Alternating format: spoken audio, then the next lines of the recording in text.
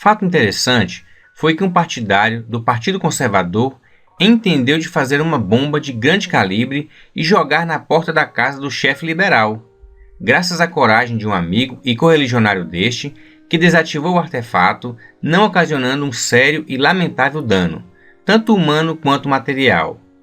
Como represália a tão absurda ideia do tal indivíduo, o padre Chaves teve desejo de enfeitar a bomba e obsequiá-la aos adversários, no que foi impedido por pessoas mais prudentes.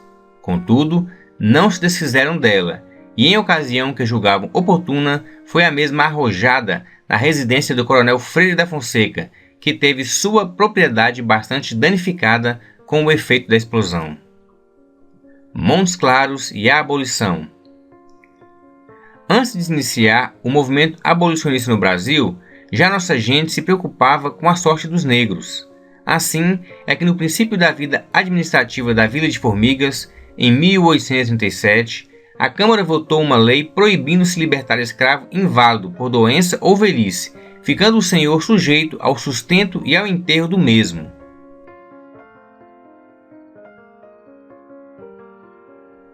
O Partido Liberal abraçou desde cedo a causa da abolição, salientando-se alguns de seus filiados: Antônio Francelino Lafetá, Lulu Orsini, Ursá, Os Prates, Silvio Teixeira de Carvalho, etc. A esses vieram juntar mais tarde os rubros republicanos: Alberto Cassimeiro de Azevedo Pereira, Torquato Orsini, Padre José Vieira, Joaquim Chaves de Queiroga e outros. Dados sobre a população escrava do município de Montes Claros em 1885. Mulheres, 1.586. Homens, 1.633. Total, 3.219 almas. Camilo Prates, o Liberalíssimo, fundou a Sociedade Beneficente Emancipadora, que iniciou suas atividades dando carta de liberdade à Preta Carolina, termo utilizado à época, em 14 de fevereiro de 1887, praticamente 1 ano e 3 meses antes da promulgação da Lei Áurea. Por aqui, o número de abolicionistas já crescera e, semanalmente, ouviam-se foguetes de fogos de artifício alardeando e anunciando explicitamente a libertação de mais um filho de Cã.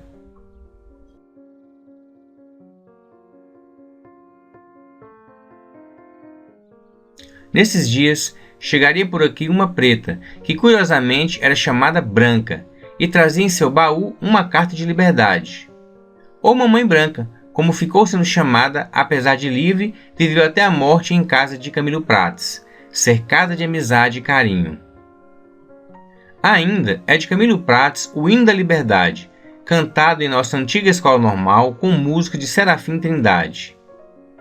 Hino da Liberdade. O amor da pátria assente, nosso peito juvenil, pátria grande, ilustre, forte, nós faremos o Brasil. Dê à pátria liberdade e viverá a mocidade. A pátria de Tiradentes não pode escravos criar. É nas escolas que o povo liberdade vai buscar. Liberdade o força ingente, que opera tantos prodígios, do Brasil descreve a história de gloriosos fastígios. A escola nos inunda de clarão que nos seduz. Mocidade ao sol da escola, mocidade à luz, à luz.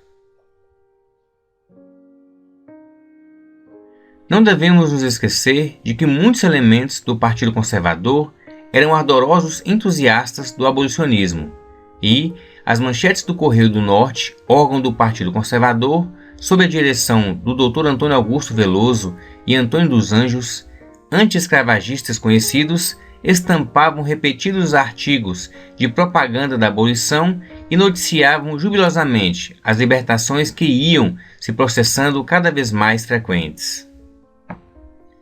Eis um fato digno de nota, narrado por Urbino Viana. O conselheiro Mata Machado, chegando nessa cidade para disputar a eleição estadual, foi recebido com a mais viva demonstração de apreço e carinho pelos seus amigos. À noite, todos os partidários do conselheiro, num gesto de boas-vindas, iluminaram a porta das suas casas por onde passaria o cortejo do célebre visitante. de modos que um escravo por nome de Marcelino resolveu também colocar algumas lanternas na frente de sua casa. Os conservadores julgaram dever condená-lo a uma surra, o que não se realizou porque o conselheiro Mata Machado, a troco de algumas miseráveis cédulas, impediu o atentado. Quando o conselheiro entregou a carta de liberdade a esse representante da raça escrava, o libertado caiu-lhe aos pés e de joelho beijou as mãos de seu benfeitor. "Levante-se, cidadão Marcelino", foram as palavras do conselheiro que o abraçou enternecido. A notícia da promulgação da Lei Áurea, em 13 de maio de 1888, só chegou aqui oficialmente em Montes Claros a 31 de maio. À noite, houve uma passeata com música, discursos e foguetes, havendo iluminação nas residências, e o batuque fervilhou noite adentro. As duas escravas. Registra-se ainda duas personagens curiosas, exemplos de como os negros começaram a se virar e tocar a vida após o fim da escravidão. Temos aqui Isabelona e Ritinha de Amaro, que nunca se esqueceriam da data de 13 de maio. Ambas juraram que a partir de então sempre seria relembrada e festejada enquanto as duas vivessem. A festa consistia em uma missa, um almoço suculento regado a vinho e cujas despesas eram divididas entre os convivas. O batuque durava até enquanto todos aguentassem.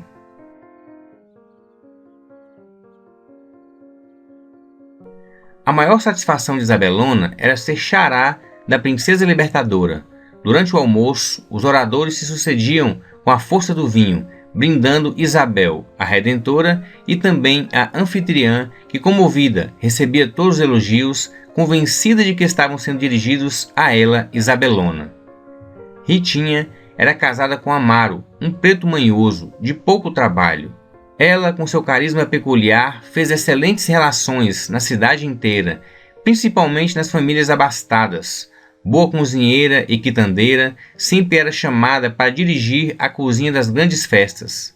Tinha outra particularidade, era carpideira mor dos defuntos ricos. Morria alguém de família importante, lá estava Ritinha soluçando. Essa boquinha nunca falou mal de ninguém, só tinha boca para comer. Essa mãozinha nunca ofendeu uma pulga. Esses olhinhos nunca olhavam o que não era de sua conta. E assim por diante, com a morte de Ritinha, nunca mais se festejou aqui o 13 de maio, pois Isabelona, sua companheira de comemorações, já havia falecido bem antes. Isabelona foi proprietária aqui de um restaurante de vida noturna intensa e até certo ponto suspeita, onde insones notivagos comiam saborosas e apimentadas ceias depois da meia-noite, ceias tradicionalmente muito afamadas.